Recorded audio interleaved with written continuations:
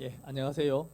민주화운동기념사업회와 마산 YMCA가 주최한 경남 주민자치 아카데미 강의를 맡은 마산 YMCA 이윤기 사무총장입니다. 예, 저는 오늘 주민자치가 성공하려면 어떻게 해야 하는가 하는 주제로 말씀을 드려보려고 합니다. 예, 전국 많은 그 지방 정부들이 지금 주민자치회로 전환하는 준비를 하고 있고 또 이미 전환된 데들도 많이 있습니다. 제가 활동하고 있는 창원시의 경우에도 그동안 11개 지역에 11개 읍면동에서 주민자치회 시범 활동을 해오다가 내년부터 주민자치회 전면 전환을 하기 위한 준비를 여러 곳에서 지금 하고 있는 상황입니다.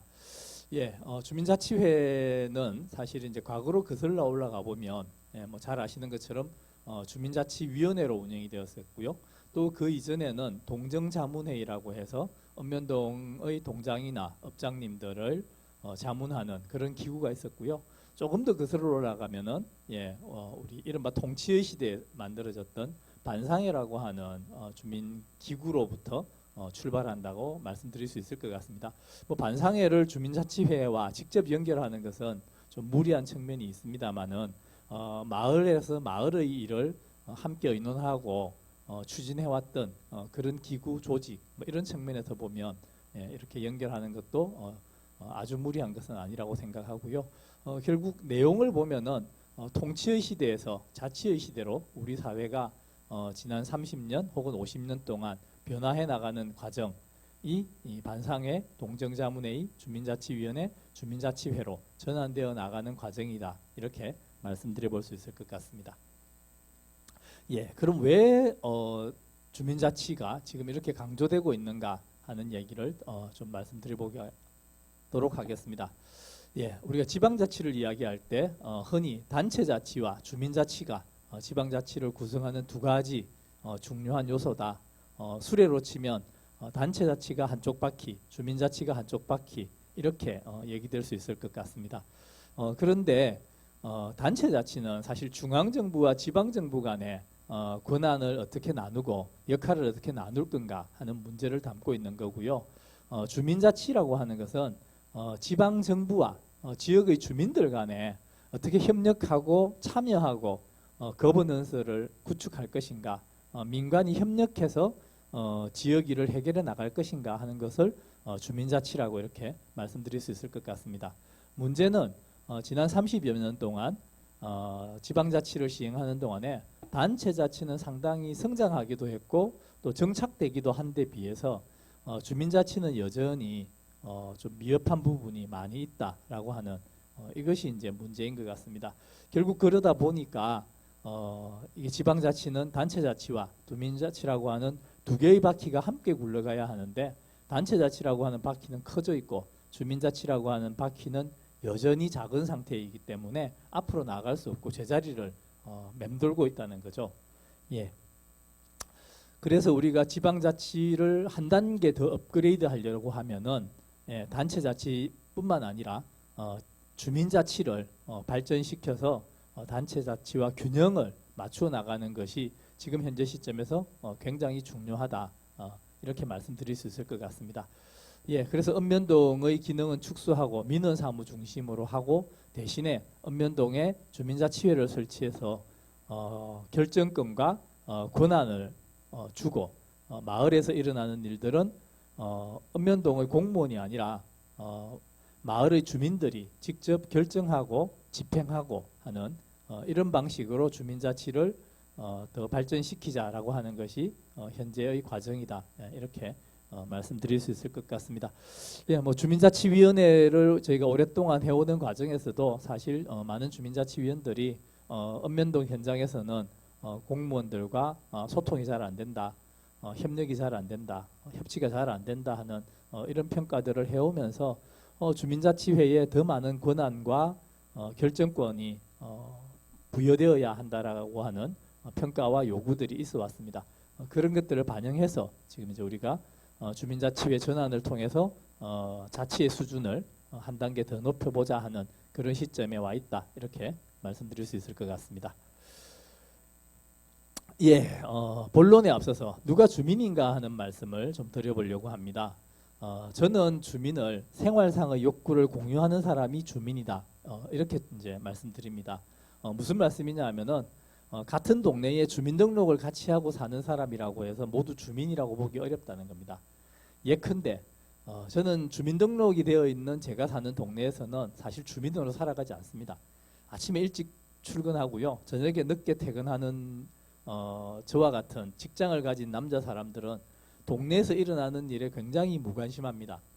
나하고 아무 상관없는 일이다라고 생각하기 십상이고요. 이런 분들은 그냥 시민이지 마을의 주민이라고 보기는 어렵습니다.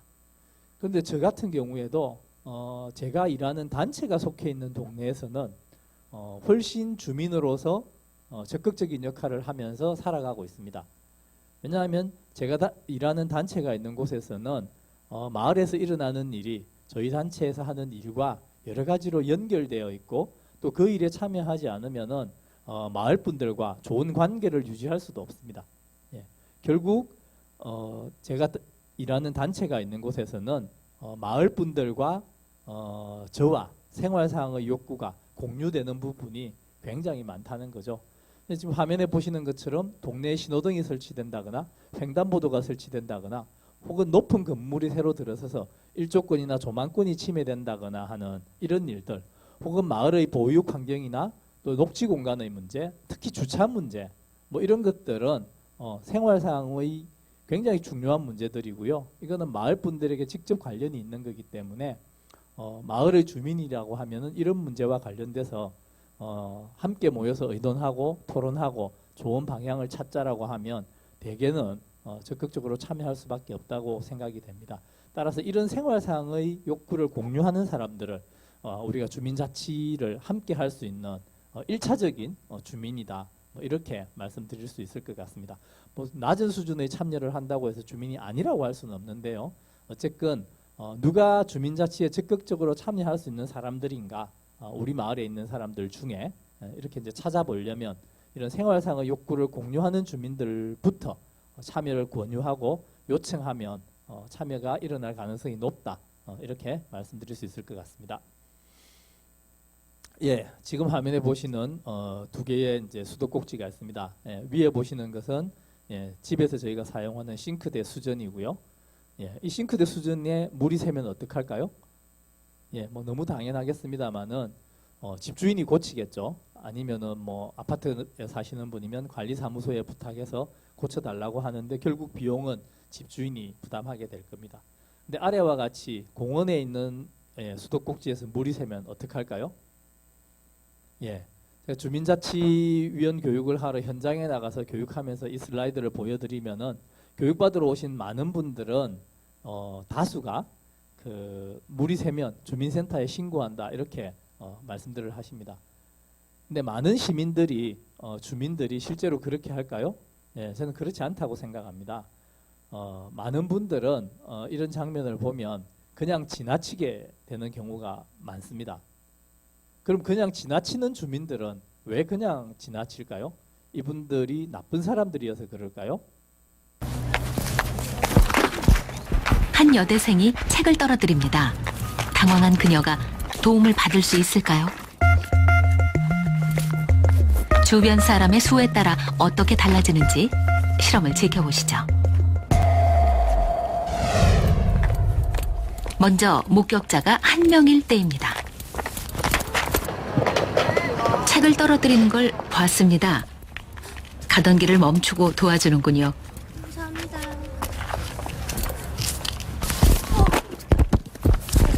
혼자 보았을 때는 남녀 구분 없이 인상이 좋든 나쁘든 도와달라고 하지 않아도 다들 망설임 없이 도와줍니다. 이 학생들이 특별히 친절한 건가요? 이번에는 2명이 지나가는군요. 도와줄 듯 하다가 그냥 가버립니다. 그럼 3명일 땐 어떨까요?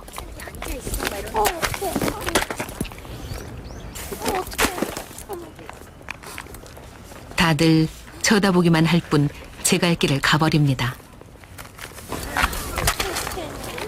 혼자 있을 때는 그렇게 잘 도와주던 사람들이 옆에 누군가와 함께 있으면 갑자기 무심한 사람으로 변해버립니다. 그리고 목격한 사람이 많아질수록 도와주는 비율은 점점 더 낮아졌습니다. 예, 방금 화면에서 보신 것처럼 도움을 줄 수 있는 사람들이 여러 명 있으면은 아무도 도움을 주지 않는 경우들이 생기는데요. 심리학자들은 이걸 방관자 효과라고 이야기합니다. 예, 아까 공원에 수도꼭지에서 물이 새는데 그냥 지나치는 경우도 마찬가지입니다. 내가 아니어도 누군가 신고할 거라고 생각하기 때문에 그냥 지나칠 수 있는 거죠. 예, 많은 사람들이 아주 구체적으로 딱 집어서 도움을 요청하지 않으면은 외면하는 경우가 많다라고 하는 겁니다. 심리학자들은 다른 실험도 한 가지 했습니다. 예, 지금 화면에 보시는 것은 링겔만 효과라고 하는 실험인데요. 줄다리기를 하는 실험입니다.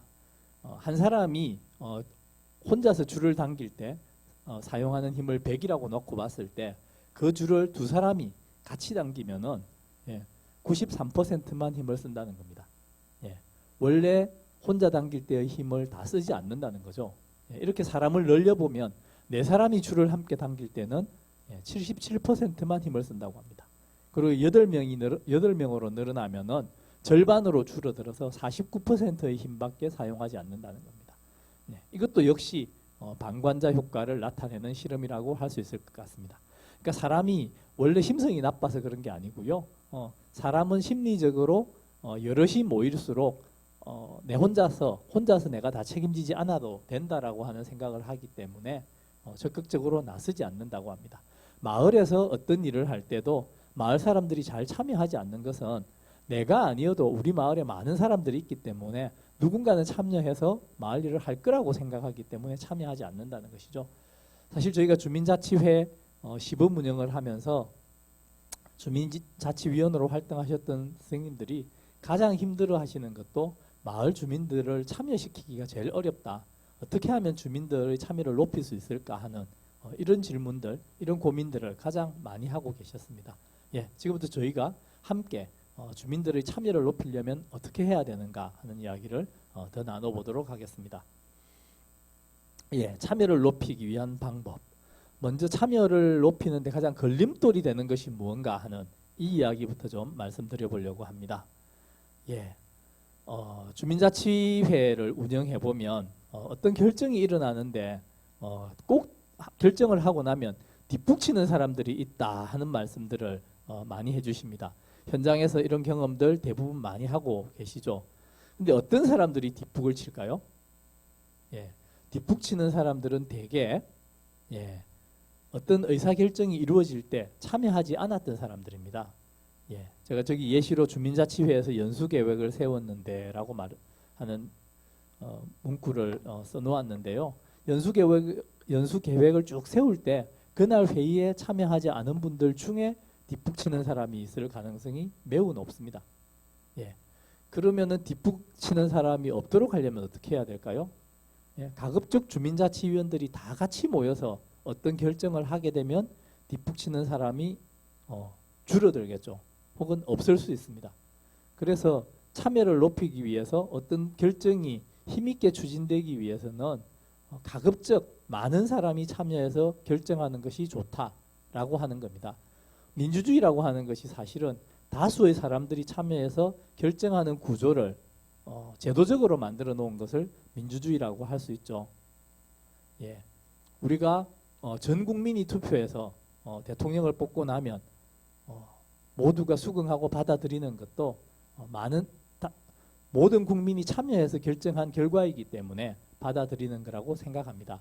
예, 그래서 주민자치회가 잘 운영되려고 하면 어떤 결정을 할 때 가급적 주민자치위원 모두의 의견을 수렴하고 또 함께 결정해야만 힘 있는 결정이 되고 제대로 집행될 수 있다라고 하는 말씀을 드릴 수 있을 것 같습니다.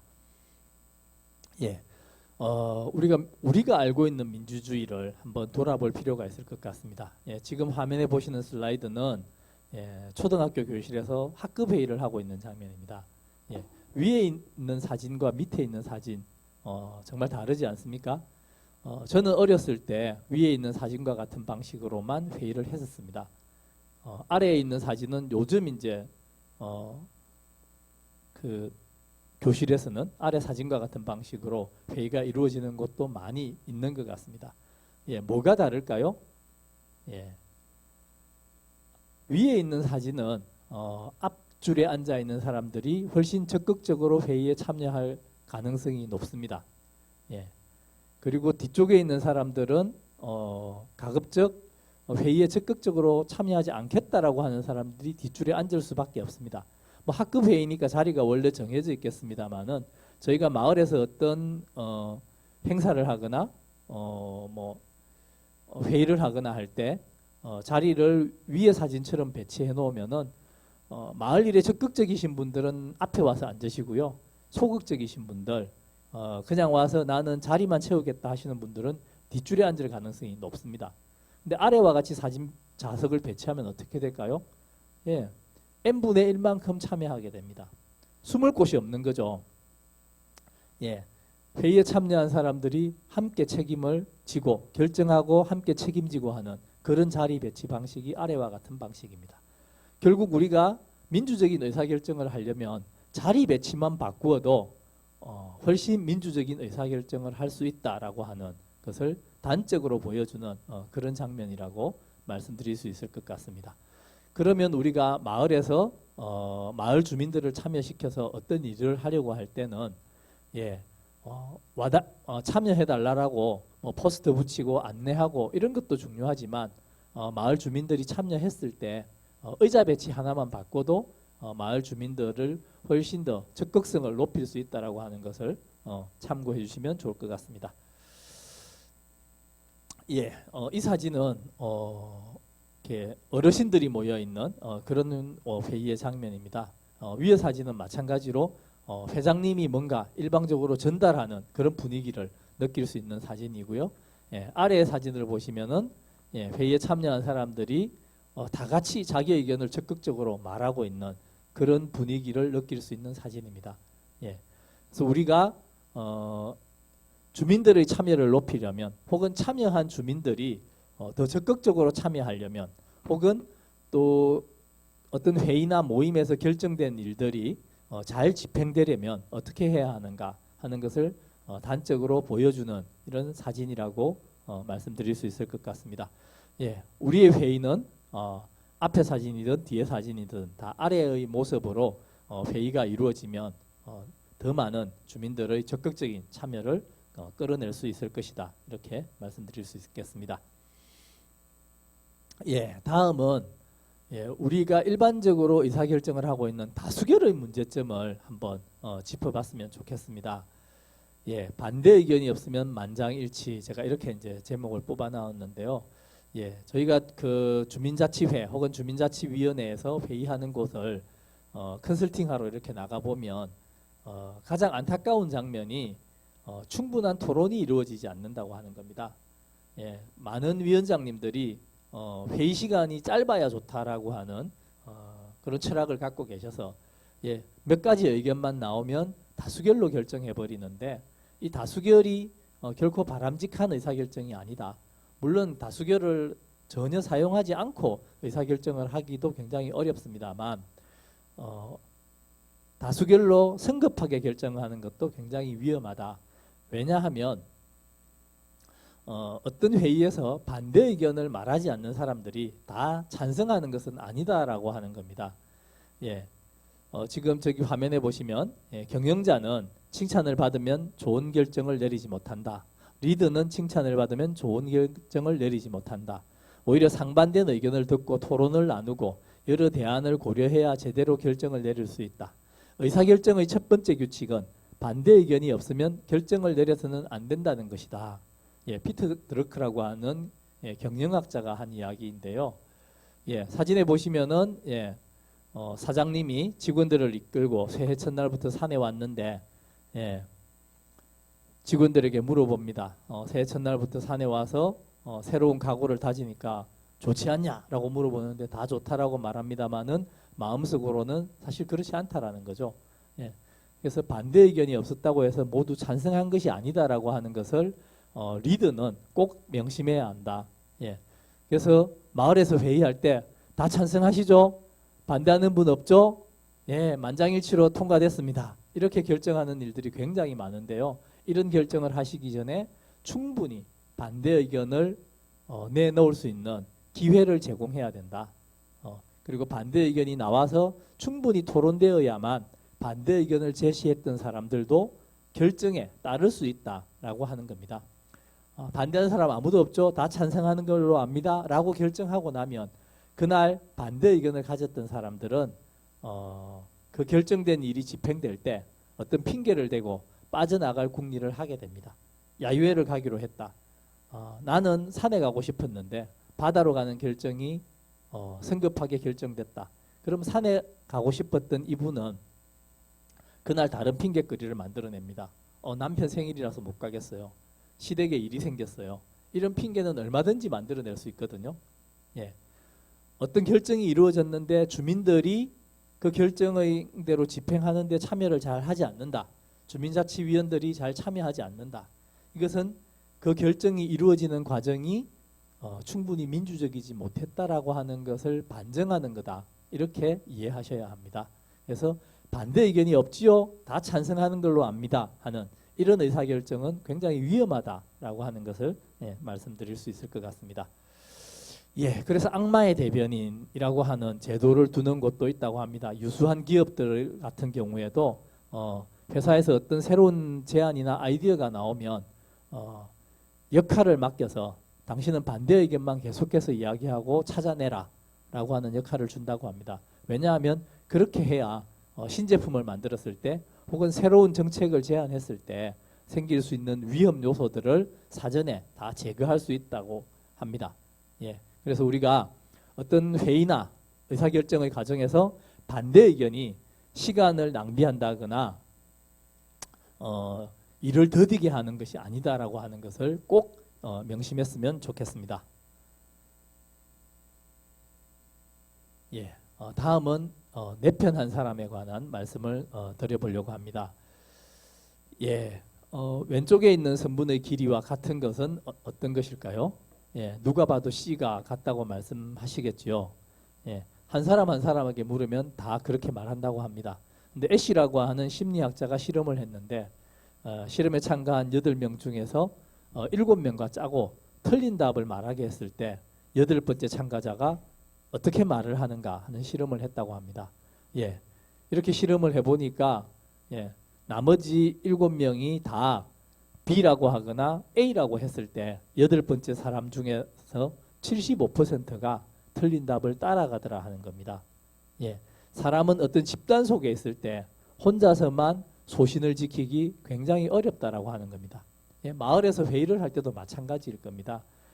다수가 A나 B라고 말하면 자기는 C가 맞다고 생각하면서도 자기 소신껏 말을 못하는 일이 많다라고 하는 겁니다. 예, 사람은 원래 그렇다라는 거죠. 예, 근데 7명 중에 1명만 정답을 말해도 결과는 굉장히 달라진다고 합니다. 1명 중에 1명이 C가 정답인데 B가 정답이라고 말하거나 A가 정답이라고 말하는 사람이 생긴 것만으로도 실험 참가자의 90% 이상이 자기 소신대로 말할 수 있었다라고 합니다. 그러니까 예컨대 우리는 어떤 집단 속에 있을 때 나와 생각이 같은 사람, 내 편이 1명이라도 있으면 내가 생각하는 것을 소신대로 말할 수 있게 된다라고 하는 것을 보여주는 실험이라고 할 수 있을 것 같습니다. 예, 그래서 집단 속에서 소수의 의견이 왜 중요한가 하는 것을 보여주는 그런 실험이고요. 또 그런 소수의 의견을 적극적으로 얘기할 수 있어야 오류를 막을 수 있다라고 하는 이런 심리학 실험의 결과라고 말씀드릴 수 있겠습니다. 예, 우리 사회는 갈등 지수가 굉장히 높은 사회입니다. 예, 지금 뭐 사진에서 보는 것처럼 그 OECD 여러 나라들 중에서 갈등이 굉장히 많이 일어나는 나라에 속하고요. 또 그 갈등을 잘 관리하지 못하는 대표적인 나라 중에 하나라고 이렇게 말씀드릴 수 있을 것 같습니다. 예. 그래서 갈등 관리가 잘 안 되다 보니까 그 갈등을 관리하기 위해서 많은 비용을 들이게 됩니다.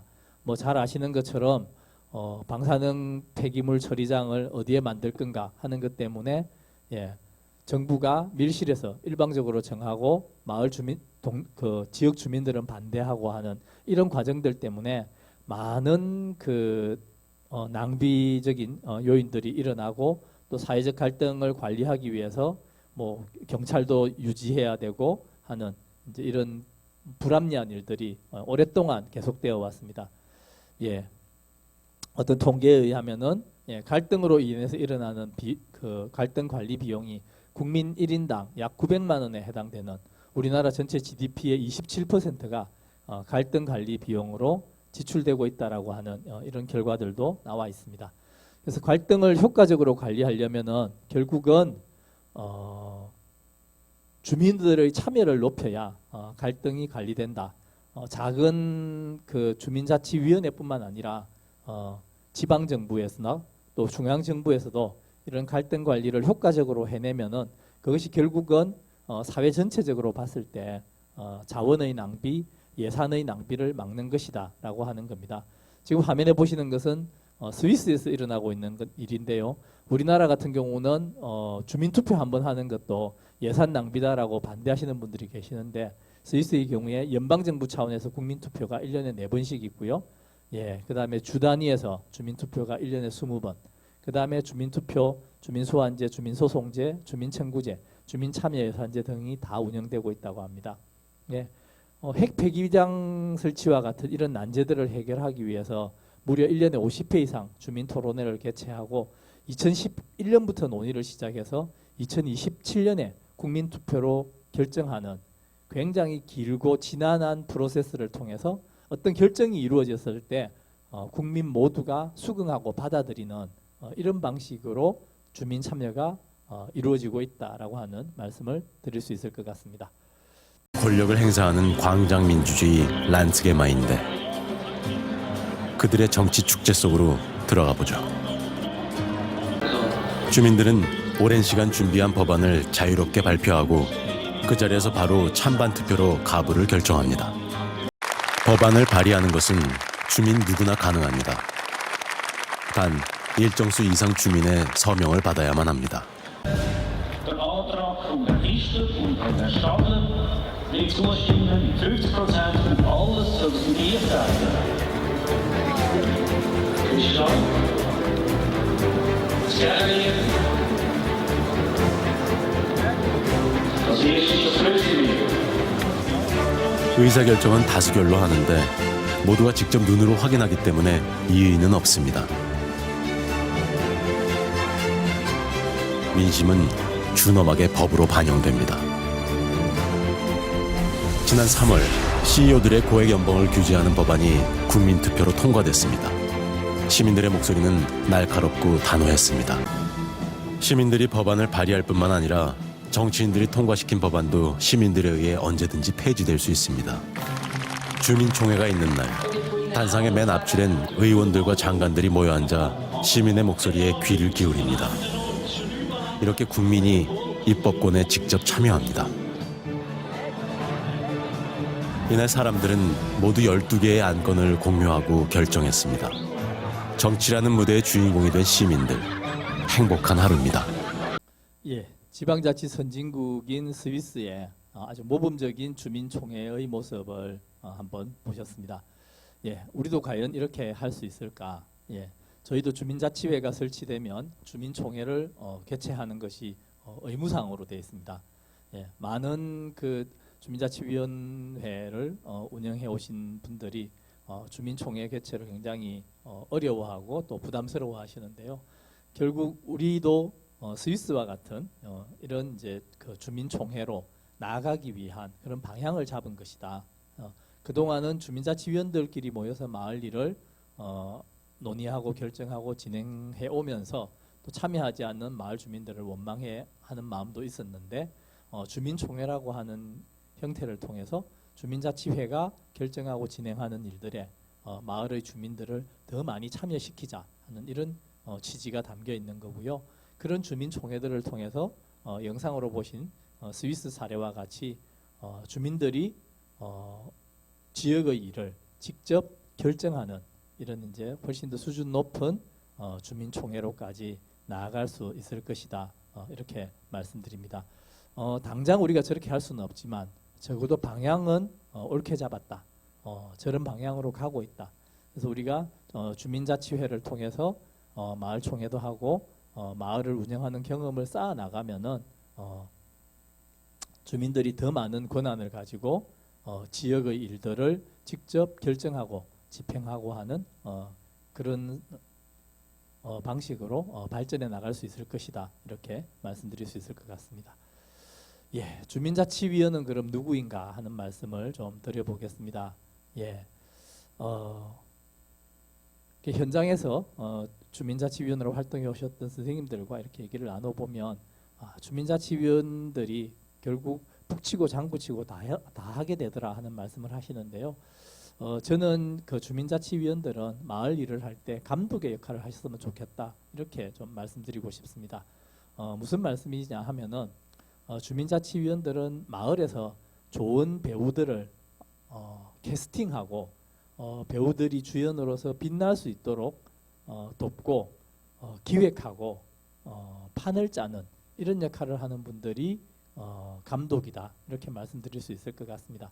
그렇지만 감독은 사실 그 작품이 만들어져서 상영되는 동안에는 별로 빛나지 않거든요. 근데 연말에 시상식 할 때 되면 배우들이 다 감독에게 공을 돌리는 것을 보셨을 거라고 생각합니다. 예.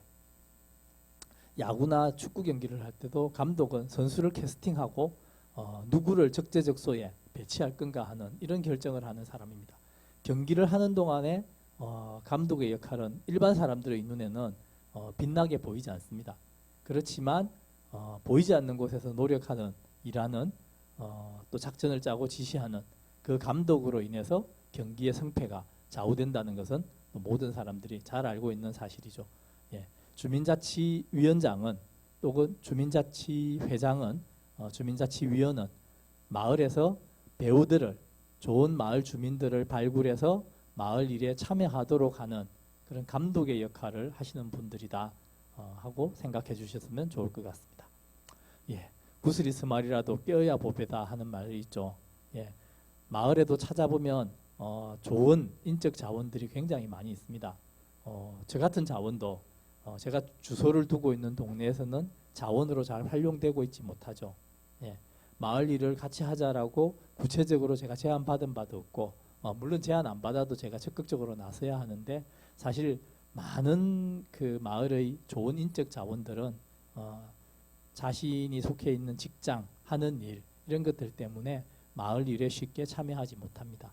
그러면 주민자치위원들은 쉽게 참여하지 못하지만 우리 마을에 있는 좋은 자원들을 꿰는 역할을 하는 게 또 주민자치위원의 역할이다. 그것이 다르게 말하면 또 감독의 역할이다. 이렇게 말씀드릴 수 있을 것 같습니다. 주민자치위원들처럼 적극적으로 혹은 많은 시간을 들여서 참여하지는 못한다 하더라도 꼭 필요할 때 우리 마을을 위해서 어떤 재능이 있는 인적 자원을 마을 일에 참여시킬 것인가 또 참여하게 만들 것인가 이런 고민들을 주민자치위원들께서 앞장서서 해주셔야 하는 거죠. 소돔과 고모라가 멸망한 까닭. 예. 소돔과 고모라는 의인이 없어서 멸망했다고 말하지 않습니까? 예.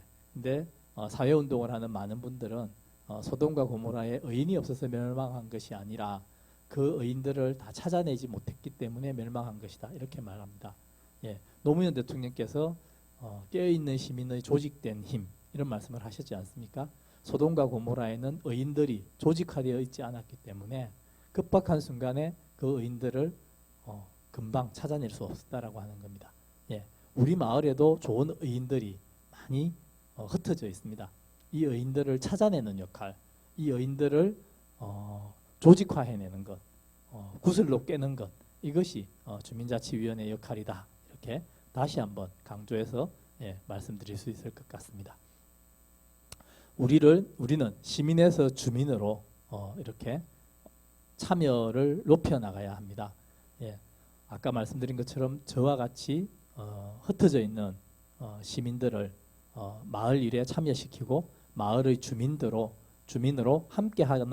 하도록 하는 그런 역할이 주민자치회를 통해서 이루어져야 한다. 이렇게 말씀드릴 수 있을 것 같습니다. 이미 그 주민자치를 성공적으로 했던 곳에서는 이런 사례들이 많이 있습니다. 숨은 고수를 찾아라 하는 마을에 흩어져 있는 좋은 분들을 주민자치회에 참여시키고 혹은 또 주민자치회에 참여하지 못하는 주민들은 마을 일에 필요할 때 꼭 필요한 할 때라도 마을 일에 참여할 수 있도록 참여를 높여 나가야 한다. 그리고 그 일은 먼저 앞장서서 일하고 있는 주민자치위원들께서 해주셔야 한다. 이렇게 말씀드릴 수 있을 것 같습니다. 예, 이상으로 주민자치회 전환을 앞두고 주민의 참여를 높이기 위해서 우리가 어떤 일을 어떻게 해야 하는가 하는 이야기를 말씀드렸습니다. 예, 이상 강의를 마치도록 하겠습니다. 고맙습니다.